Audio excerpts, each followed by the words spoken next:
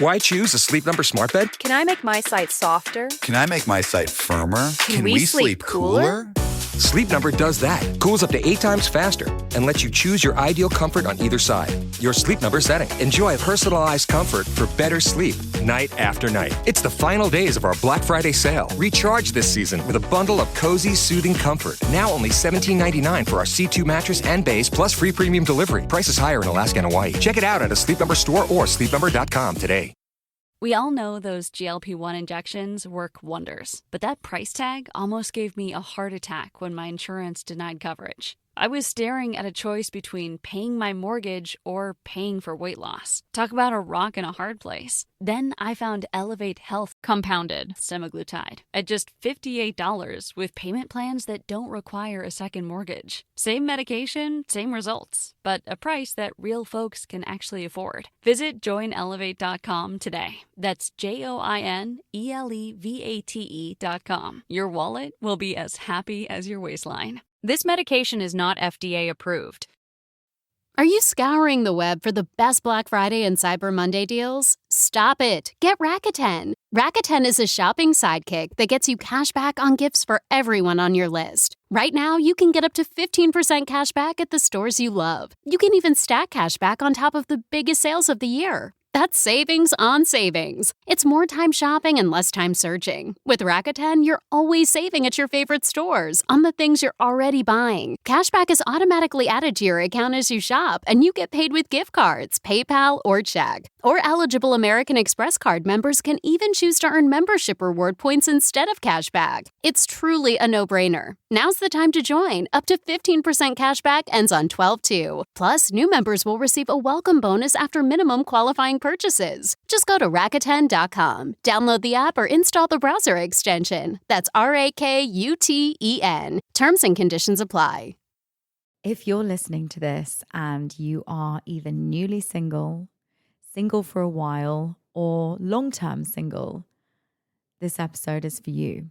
Today, I'm going to be talking about all the things I've learnt being single. And I have been single for nearly a year now, guys. This is a big deal, okay? Because I have been a serial monogamist for the last 5 years now. It's 2025. So 2020, 2019, I was kind of just jumping from relationship to relationship.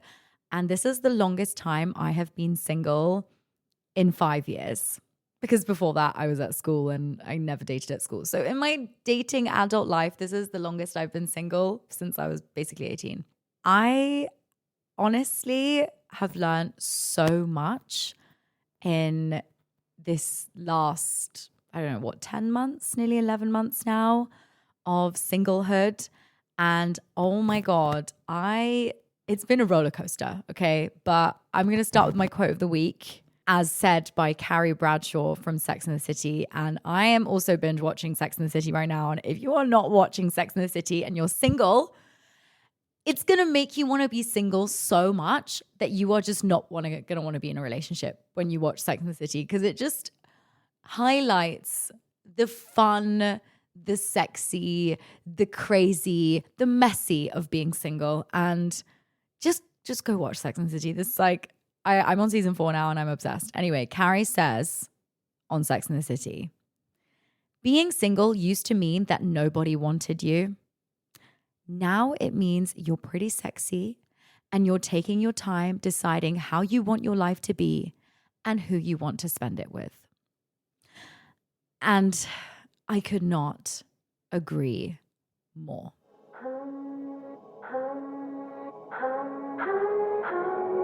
If you love me, let me fly away. Maybe I'll come back to you. Maybe I won't. Obviously, I'm in my mid-20s. I'm 26 now. I had my birthday last week. Whoop, whoop. Yeah, I'm a Capricorn queen. If you're a Capricorn, slay. But I don't know, as we get older, especially as women, the pressure builds. And I don't want to say this, obviously, as a 26-year-old, because probably like a 35-year-old or 38 or whatever is like, what the hell are you talking about, Chiara, you idiot? Like, you're so young. Stop stressing. And they're right. You know, I'm not stressing anymore. But I think in the back of your head, society is like, oh, you need to, I mean, the classic is like, you need to settle down by 26, get married at 27. At least that's what I wanted when I was 18. I was like, oh, I'm going to get married at 27. I'm like, that's in a year. Like, I am in no way at all ready to sacrifice my life right now for mediocrity or to settle for anything less than, well, my soulmate or the love of my life. I do believe in soulmates, but I mean, I'm going to keep being that hopeless romantic deep down, even though society tells you there's no such thing as like a soulmate because, you know, we're all animals and whatever. But anyway, going back to the things that I've learned being single is, number one, it gets really shit before it gets better. Like, it gets really scary and really dark and really messy before you actually start getting comfortable with being single. I would say I only started getting comfortable with being single probably in September last year. So that was 6 months after breaking up with my ex. Okay. So 6 months after my breakup was the first time I actually started feeling comfortable with being single. Before that, I was really kind of wanting to not jump straight into something else, but I guess the kind of rebound phase of like trying to get someone else to fill that void in my heart and someone else to like, you know, feel the loneliness that I was feeling. And also, you know, I felt really depressed. Like last year, I was really low and really sad and just, yeah, I went through a really, really hard, dark period. And I don't want to scare you or anything if you are newly single, but you are going to go through something like that before you come through the other side of actually, I really enjoy being single, unless you didn't really like the person that you were with or you actually love being single. But on the most part, I do feel like, especially nowadays, we do tend to like want someone around to kind of fill some sort of void in our heart that we're not filling with our own love, which is what I've also discovered being single. But yeah, so it went really bad after me and my ex broke up. I guess I was just kind of avoiding myself. And then I finally had to confront myself and confront being alone. And that was really challenging, especially during summer last year. I was just like wanting to like, you know, get with guys or like go on dates and like, you know, I wasn't ready because I was still healing from a breakup. But yeah, it just was really, really difficult. But however, in September last year, things started to get better and I kind of came out to the other side. And the way that I did that was through therapy. So I have a life coach every single week. And during the really rough time, like around May, June, July, which was like the worst time, I was having her twice a week, sometimes 3 times a week, you know? I definitely recommend therapy. I think it really helps to deal with like the cause behind why you constantly want to be in a relationship. If you are a serial monogamist and you like being in relationships, do you actually like being in relationships or are you just avoiding the relationship with yourself? I know that's really deep, but it's true. You know, I was avoiding the relationship with myself. I was avoiding spending time on my own and being alone with my thoughts and being in my own company. Now, looking back, I mean, and sitting right here, right now, I feel like I am the happiest I have been in a really long time. And a big part of that has to do with the fact that I'm single and I don't have to be responsible for anyone's feelings. I can do whatever I want. I don't have to report back to anyone. I can just do whatever I want, you know? And when you're in a relationship, it is a responsibility and it is work and you have to think about someone else. Whereas right now, I only have to think about myself. And I think that is something that is so amazing and beautiful that I just have to look after myself. Another thing I learned from being single for nearly a year is it's not that scary. I think everyone, especially women, we have this fear of being alone. And we have this fear of oh my God, like the worst thing that could ever happen to you is to be alone. Like that's the scariest thing ever. Like, and again, I was watching Sex and the City and just feeling it's such a comfort show for me because all the girls are single. They're all kind of like navigating the dating world of New York. And it's like, it's scary sometimes, you know, they're all saying, oh, when am I going to meet my soulmate? When am I going to meet my soulmate? And, you know, instead of just enjoying being on their own, although it was really, really fun to date, I think for me, a big challenge was not dating. Just don't date and just be on your own. So yeah, it's scary. And it was scary. But very fun fact is that it doesn't get scary anymore.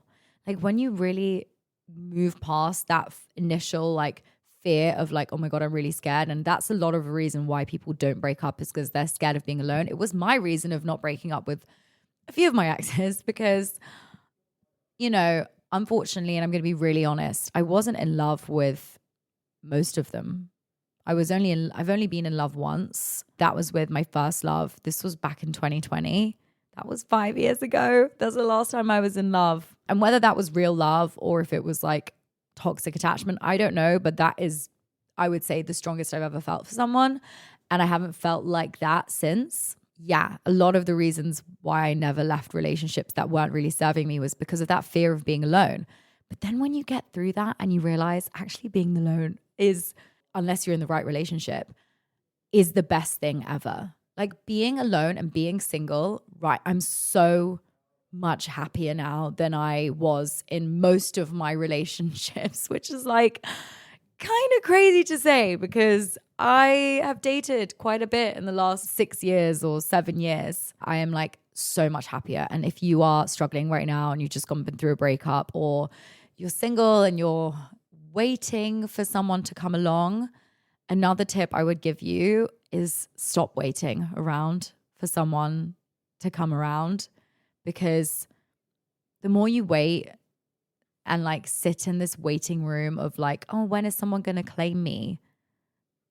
That's not the mentality you should be having, because then you just are basically wasting your singleness or your time being single when this is actually probably the funnest time. Like you can go clubbing, you can kiss whoever you want, you can go traveling and have new experiences and not worry about someone back at home and having to text them all the time. It's like I go to sleep at night, I wake up every morning and I don't have to check in on anyone except maybe my mom and my dad and my best friends. But like another thing about being single that I learned is that I have gotten so much close to my friends. I've gotten so much close to my family as well, because when you're in a relationship, being in a relationship takes up time and it takes up energy. So when you're not in a relationship and you are single, you use that time to get closer to your friends or to make new friends or to get closer to your family. You know, if you have a good relationship with your family or with your siblings. I have such amazing friends around me now, and I'm so grateful. And I don't think I would have the relationship that I do with them if I was in a relationship. If I was in a relationship right now, I would not be hanging out with my friends as much. I mean, that's just a fact. You know, you only have so much time on your hands. And when you're in a relationship, you just want to spend time with your boyfriend, or like at least a good amount of time, you know? You can't just ignore them for like ages, you know. They are human and they have feelings, you know. We're just going to take a pause there and we'll be back after this break. My mental health is so much better. Another thing about being single, I am not concerned about some dusty man, if he's going to message me back or if he's going to reply to my stories, or like just that anxiety is like, I don't know. I guess you have that anxiety when you're single actually more than when you're in a relationship. But when I'm saying I'm single, I mean I am single, as in I'm not in a situationship with anyone. I'm not like waiting for anyone's text back. Like I've just not been dating as much as I thought I would. And I know that's crazy, you guys, because you think I'm queen of dating, but I haven't been on any dates. Online dates, that is. I've been on dates, but I've not been on online dating app dates. Obviously, I've had the app and I've like spoken to people, but I just haven't had the courage yet to actually go on an actual date since me and my ex broke up. So I thought I would. But again, another lesson that I've learned from being single for nearly a year is I don't know if I actually want to go on dates right now. I thought I was going to want to, but I've decided. I actually read this book called Buy Yourself the Damn Flowers by Tam Kaur. She's like a YouTuber, TikToker, and she's really cool. She talks about how she is solo dating and she's not dating. And reading that book, it actually inspired me that I am in a phase right now of my life where I don't want to go on dates with people. I actually want to start dating myself. And that means not going on actual dates, but dating myself, meaning doing things for myself, which I know are going to make me happy. Like, I'm just making more time for myself, as in I'm saying no to social things I don't want to do, work things I don't want to do. I booked myself in for more massages than I usually would. I love a massage. I actually just had one yesterday and honestly, amazing. I've also booked my first solo date to go to the theatre. I'm going this Friday. I'm going to the Moulin Rouge and I'm going on my own. And I'm doing things, I mean, she says in the book, like, do more things that are out of your comfort zone so that you enjoy your own company more. And honestly, me last year, I was actually in a relationship. So coming from being in a relationship last year to now taking myself on solo dates, like I have literally done a 360. Like I could not have even imagined taking myself out on a date. I would have wanted to go with a friend or with my mom or with a guy to the theater, but I'm doing more things now out of my comfort zone, like going to the theater on my own. And I'm actually so excited to go on my own to the theater. Is that really bad that I would rather go to the theater on my own than go with a date? I don't get nervous. I don't have the first date jitters. I don't have to stress about food in my teeth. I don't have to worry about conversation, about oversharing, about getting to know a random stranger and then probably never seeing them again. Like I just, I'm in an era where I just can't be bothered to make the effort to meet someone new. And as in go out of my way to meet someone new, as in go out of my way to go on a date with someone. Obviously, I've met people. I was just in Brazil for the last month over Christmas and New Year's. And of course, I met people there, and naturally I met someone out there that I really liked.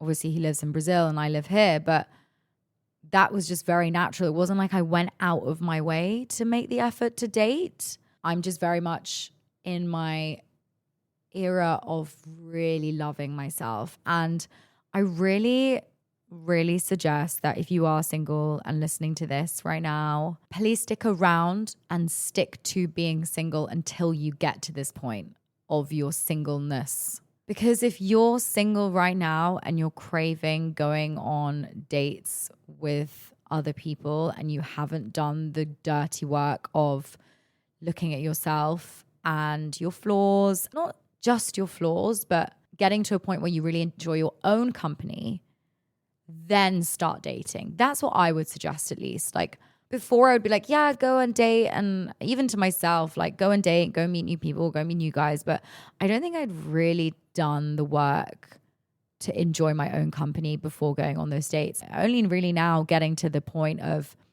wanting to date myself and actually wanting to spend more time on my own. Like I'm going again, I think I'm really going through like an intense, I just want to be alone time.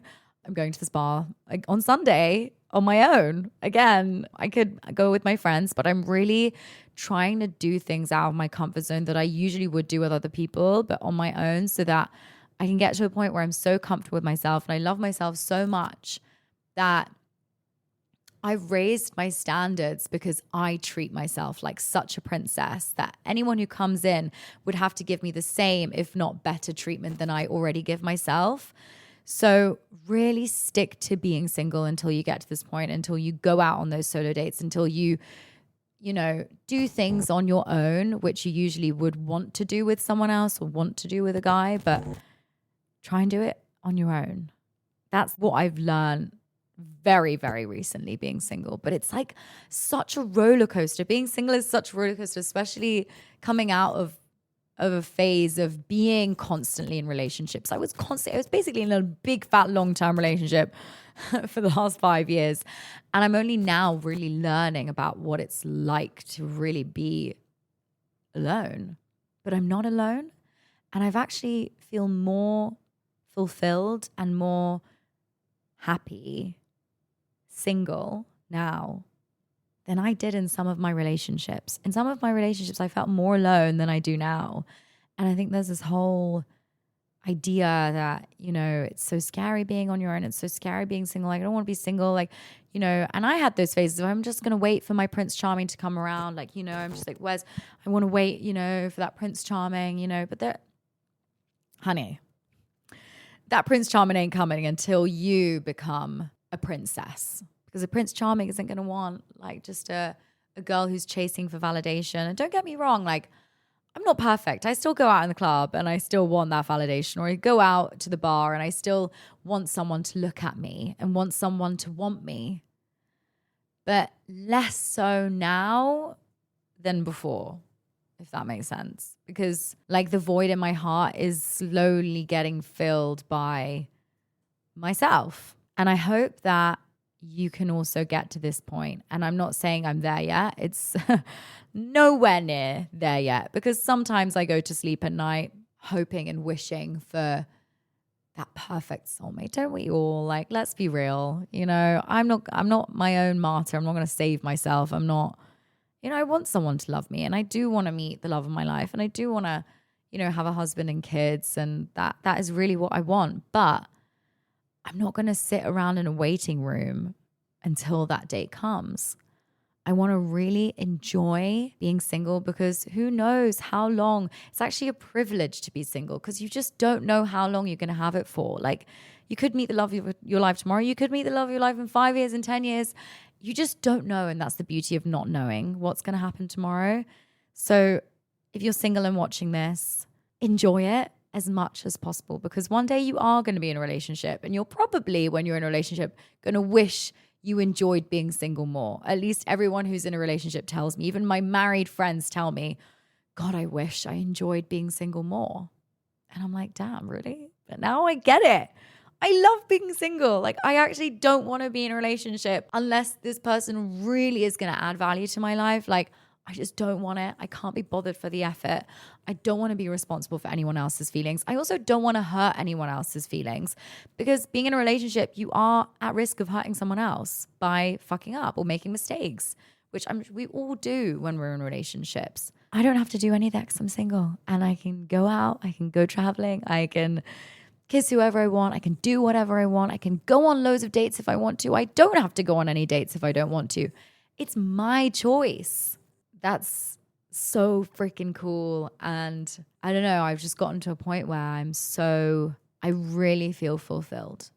And I think I'm going to feel even more fulfilled by doing more self-love activities, like going on self-dates, going on solo dates. Like, yeah, try and read the book, Buy Yourself the Damn Flowers. I'm not even being paid to say this. It just like really genuinely helped me. And there's actually a checklist in the book which has solo date ideas, which I have actually been checking off. Because there are some really good ideas in there, like go to an aquarium on your own, go to a flower market on your own and buy yourself flowers, go set up a picnic date for yourself. Like, don't wait for someone to do that with. Go and do it.